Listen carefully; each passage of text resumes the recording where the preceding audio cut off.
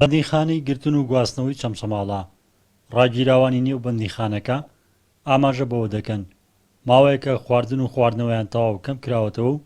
ناو بە ناویش خواردنی ماوە بەسەرچوویان بەسەردا دابەش دەکرێت کە شیاوی خواردن نین. گوێزێکمان بۆ دێنن کرمی تایە بەڕاستەکە مریشتێکمان بۆ دێنن هەموو یێسخانەکانی ڕەشەوە بووە یعنی چایەکەمان بۆ دێنن قوڕاوێکاڵی دیسکافەت تێکەڕی کردووە بەڕاستەکەی پۆلیسەکان هەمووی ڕسمشتیان لایە سردەکە بڵێن خۆیان ڕسمشتیان لایە لەژنەمان بەسەران نایە بڵێ ئەم خواردنە چییە و چی نییە بەڕاستەکە فلان لێژنەیە و فلان لێژنەیە فلان ڕایت لێژنەیە هەتا ئێستا کەسیمان نەبینیە. بەندکراوانی بەندیخانەکە دەڵێن بۆ پڕکردنەوەی پێداویستیە خۆراکیەکانیان هانا بۆ نانی ماڵ یاخود بازار دەبن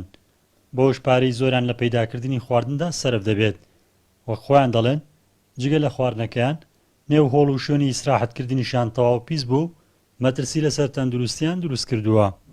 کولی ئێوارەیە ئەبێ پارە خەرکێنەوە بەخوا خۆم قوڕەشەیدم ئەگەر مانگی 100,000 دینارم بۆ بنێرن لەوەتی ئەم مقاولە دانراوە وڵی مانگی 250,000 خۆ کولی ئێوارەیە بێت لەفە و خواردنی ماڵان مان بۆ بێتە ژوور. بەرپرسانی قەزاکە ڕەتی دەکەنەوە خواردنی ماوە بەسەرچوو درابێت بە زیندانیان و دەڵێن لە ڕێگەی لیژناوە بەشەکانی قایم قامێتەوە چاودێری کارەکانی و کۆمپانیای کراوە کارکی دابینکردنی خواردن و خواردنەوەی زیندانیانی لە ئەستۆ گرتووە ڕوونشی دەکەنەوە کۆمپانیای جێبەجێکار بەپێی تەندەری پرۆژەکە بڕی خواردنی ژەمەکانی ڕۆژدابەشی زیندانی کراوان دەکات. ئەوەی ئێمە بەدواداچوونمان کردووە بەشێک لە خواردنەکەیان وەکو پێویست نەبوو ئەوەش دەگەڕایەوە بۆ ئەوەی کە ئەوەی گرێبەستی پێشووی کردبوو کۆمپانیای پێشوو بە 16,000 وەریگرتە بوو لە دوای منافەسەی خۆیان کە کۆمپانیاکان بەشدار بوون هاتوتە سەر 4,000 دینار بۆ ژەمی خۆراک بۆیە ئەمە هۆکارەکەیەتی بەڵام ئەمە ئەوە ناگەیەنێ کە خواردنی خوانەکردە ئەکسپایر یاخود نەشیاو یا لە ئاسی پێویست نەدرێ بە بەندکراوانی چەمچەماڵ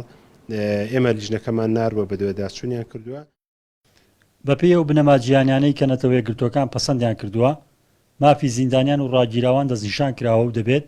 شوێنی زیندانیان و ڕاگیراوان لە ژینگەیەکی لەبار و تەندروستدا بن و ڕەچاوی سەلامەتی و پاکوخاوێنیان بکرێت. ڕزگار جەبارێ ناڕتی چەمچەماڵ.